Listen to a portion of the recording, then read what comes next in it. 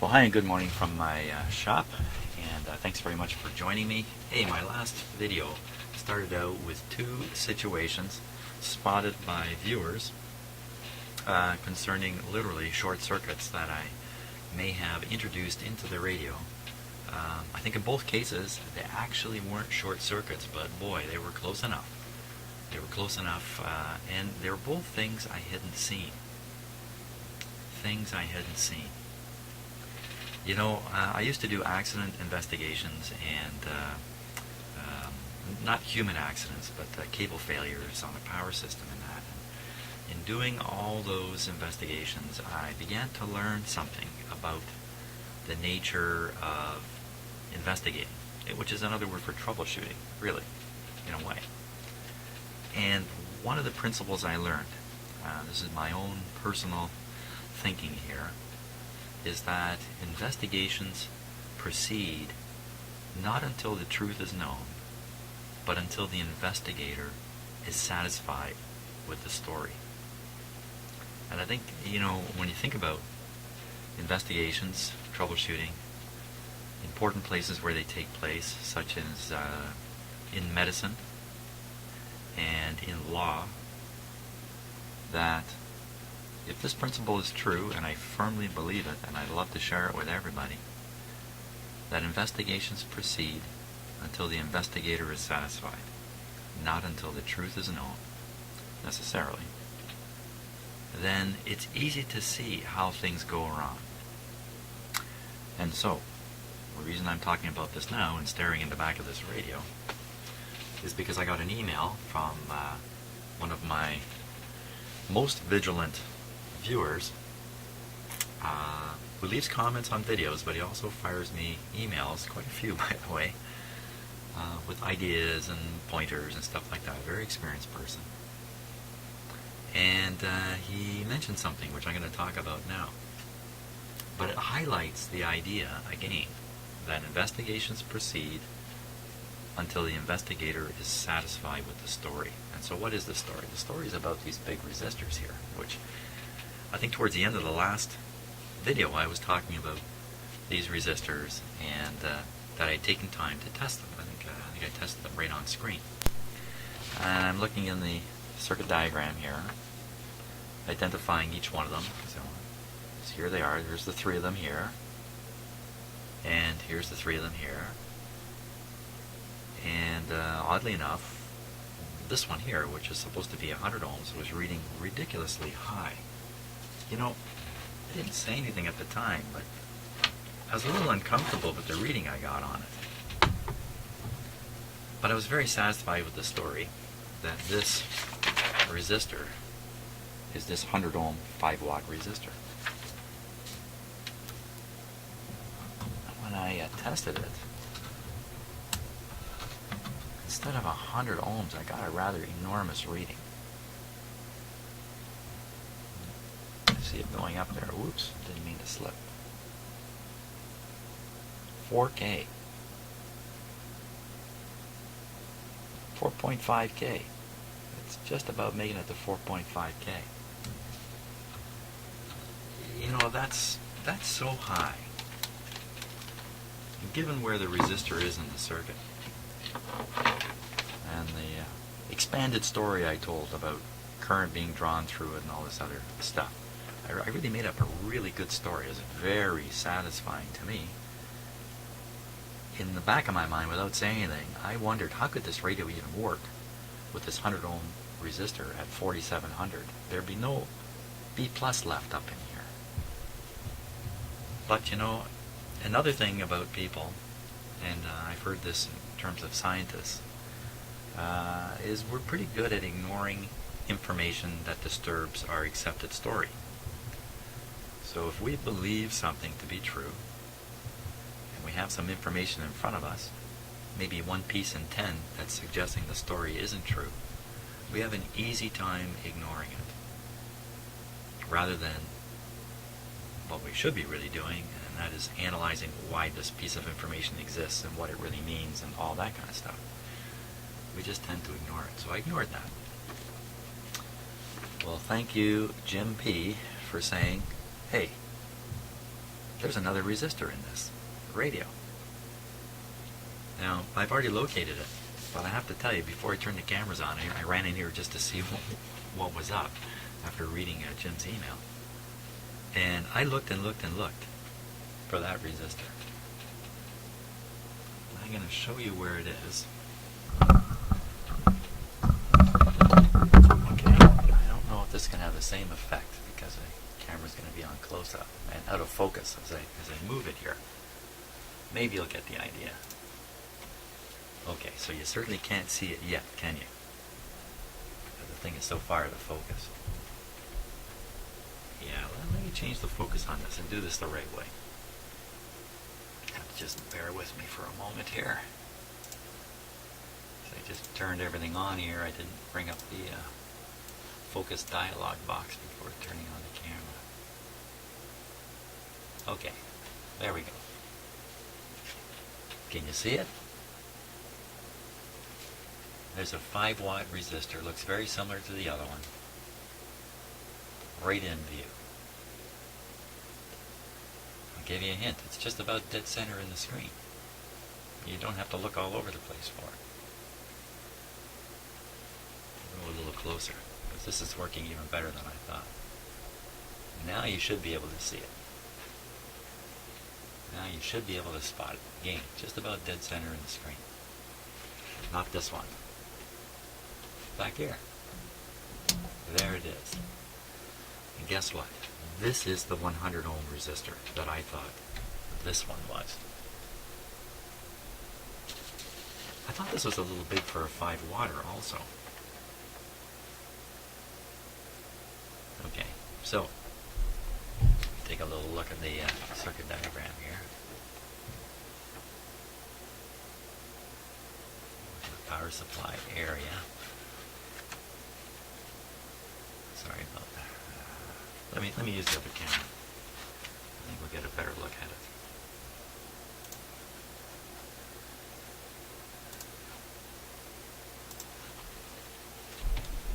This is so timely, this whole concept of making these kinds of mistakes in my life right now.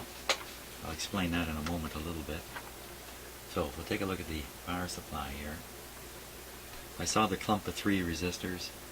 I quickly spotted 1, 2, 3 resistors. I should have just gone a little bit farther with my eye, because look, there's another one over here. But you know, really, can you sit and stare at all the resistors that are everywhere in the radio? Well, and get them all in your head? No, you can't.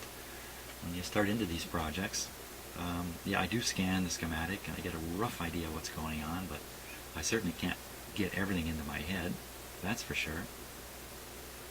So I missed this. Now mind you, it's part of the power supply. I should have let my eyes come over this a little bit further. I would have spotted 4,700. Okay, so I'm reading 4,500 on that resistor. Look, it's just fine. Nothing wrong with it. And I was well on my way to replacing this 4,700 resistor with a 100. Not good. No, not good. And that's why policemen put innocent people in jail. And that's why people die in hospital, because of the hospital treatment itself and the errors being made.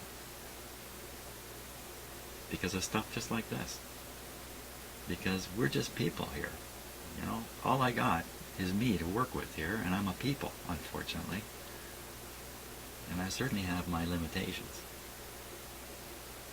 I think the important lesson in this, something I learned quite a while ago, is that investigations end when the investigator is satisfied, not when the truth is known. Getting to the truth can only be done using scientific techniques. And you can't be a scientist while you're working in your job and you're dealing with your kids and you're doing everything you're doing in life. You can't be a scientist. You can't arrange experiments, make hypotheses, all that kind of stuff. So an alternative is to use a formulated approach. Now, if I wrote up a formulated approach to fixing a radio, and I'm sure they're around, and I'm sure in professional work environments a more formulated approach is used specifically to avoid this kind of stuff. The formulated approach would be very complex in itself, because every radio is different, and I could do a more formulated approach. And by that I mean I'd have things like checklists, written down checklists. Don't pay any attention to what the device is doing. Check this, check that, check this, check that. Just go down the list. Boom, boom, boom, boom, boom, boom, boom. Is it fun doing that? No. Is it the way humans like to do things?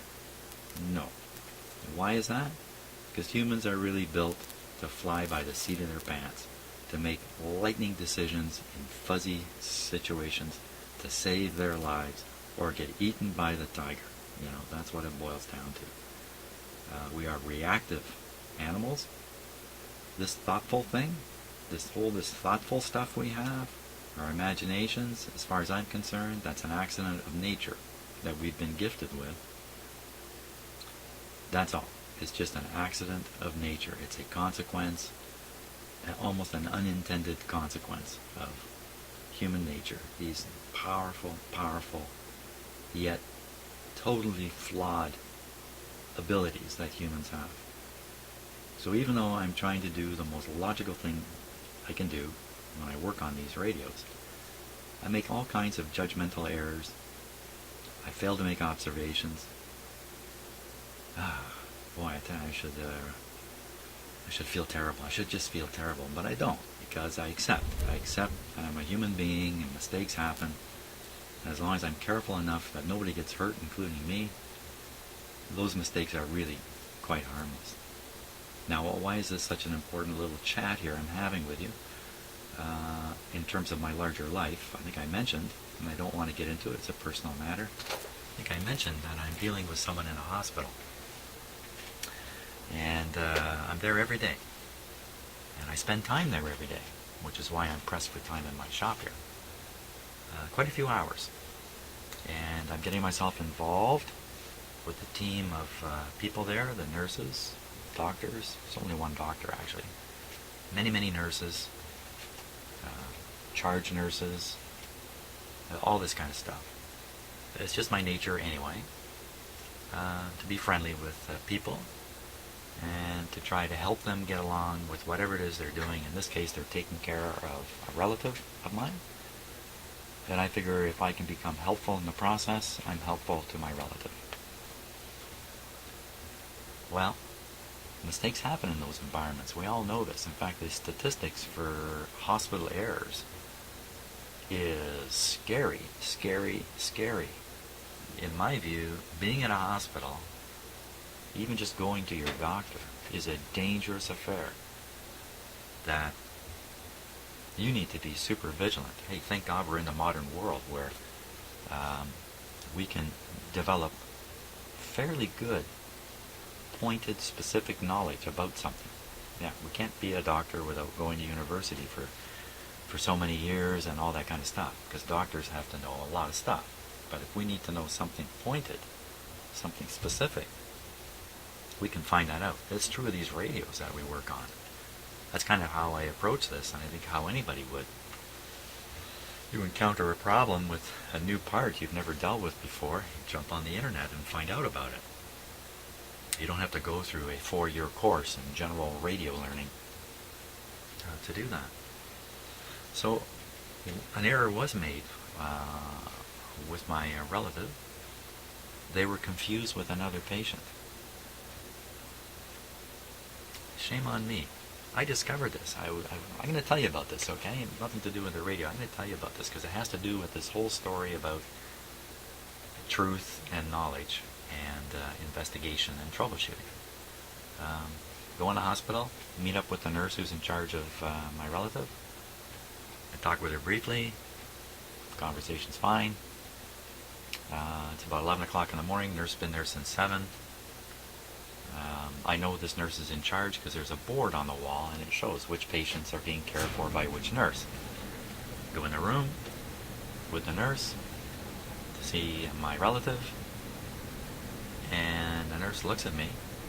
Her eyes are almost popping out of her head. She goes, "Oh, no, no, no, this isn't my patient." I go, "No, it's on the board that way." She says, "Show me."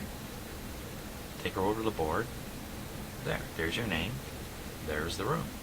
That's my relative. The nurse gets this look on her face, a certain level of panic. That's over quick. We're back in the room with my relative, nurse doing her nursing things. You know, if I were a professional hospital worker, or if I'd been a little more thoughtful about the situation, because I thought I had fixed the problem, I would have realized that, well, who was she taking care of? Who did she think she was in charge of? This nurse is responsible for 4 or 5 patients. Late yesterday, I heard from a relative of another patient who had discovered that confusion had occurred.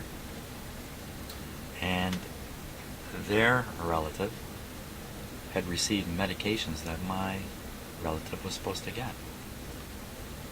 Now, this is like top of the list of what goes wrong in hospitals. Wrong people getting the wrong medications, the wrong amount of medication going to the right people. Medication errors are so high on the top of the list.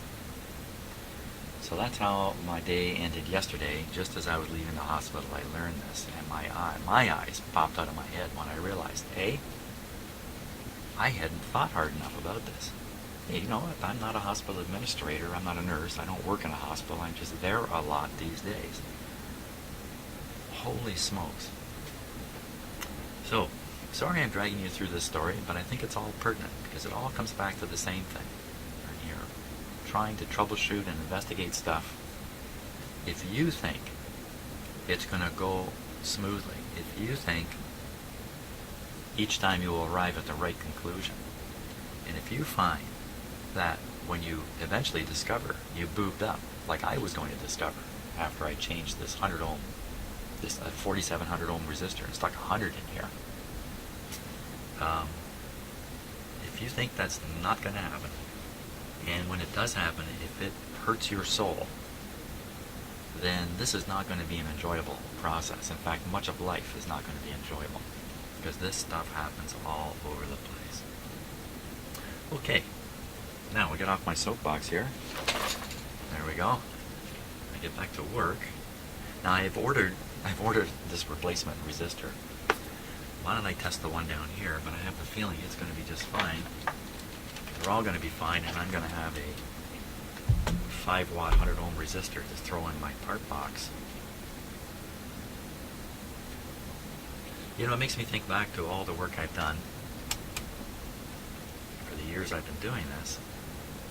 It makes me wonder, how many times have I boobed up and never ever discovered it?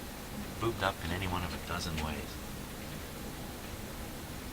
You know, luckily my patients aren't people. So, you know, 100 ohms right there.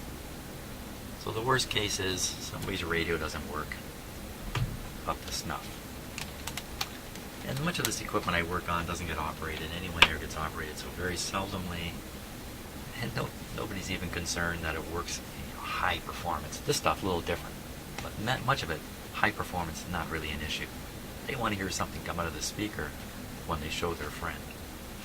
So I can sleep at night,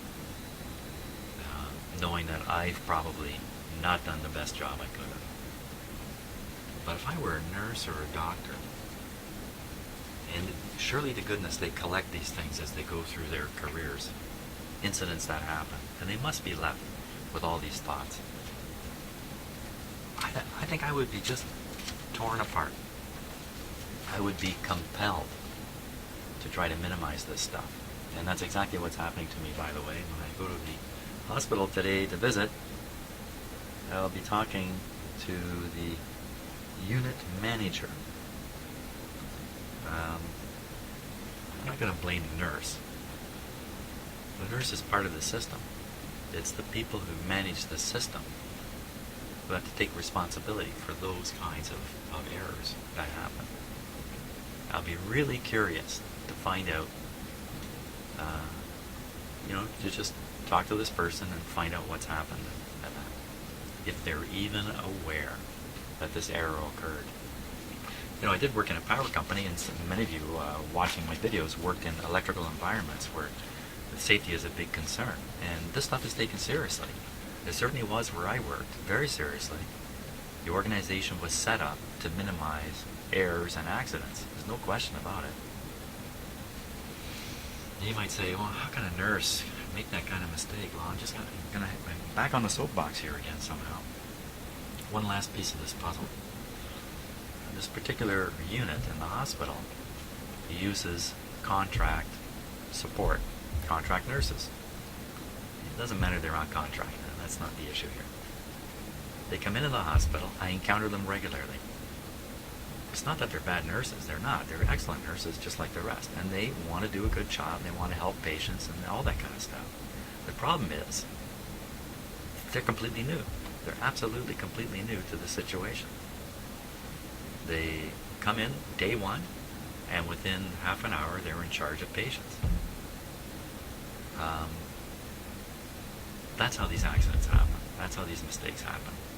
I got a whole bunch of small ones I've watched happen, and I've helped nurses realize things that they've overlooked or not become aware of because, look, they don't have a Jim P sending them emails.